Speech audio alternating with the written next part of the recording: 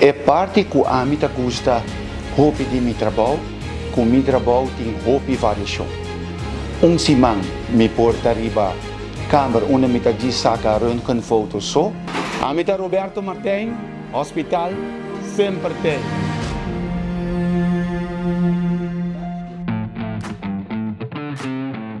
Vou sacar portrait de mãe, vou sacar portrait de you name it. E outra semana me porta riba a câmera aqui, ecografia. E não também tem uma variação. Vou fazer eco de barriga, de pecho, garganta. E outra semana me porta riba departamento de CT scan. Que aí não é variação tá mais grande ainda. Pero é parte de scan que a mim gosta, tá aí não se bom mestre trabalha de time.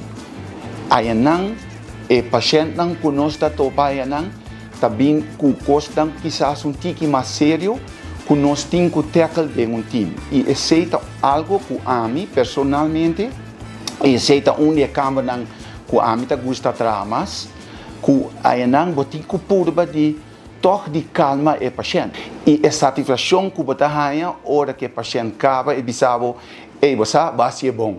Sei para mim, tá algo que a mim gosta. E pensei, sei te esquenta parte que a mim gosta trabalhar.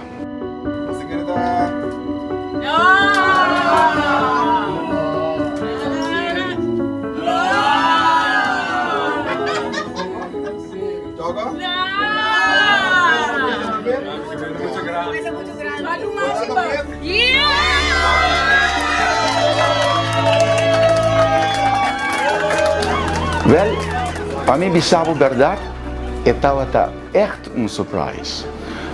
Me tem quase 30 anos tá trabalhando no hospital.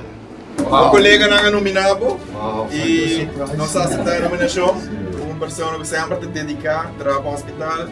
Go de extra mile, chega na hora, toda hora, te gusta da colegial com seu colega não e pensei pela luna de mei, podemos rockstar. Na primeiro lugar, Roberto é uma pessoa hobby dedicada ao trabalho, uma pessoa que está clara para ajudar todos os colegas não, ora não tem pergunta tanto nós como técnico na de radiologia e seu colega na de administração, é team speler, echt team speler.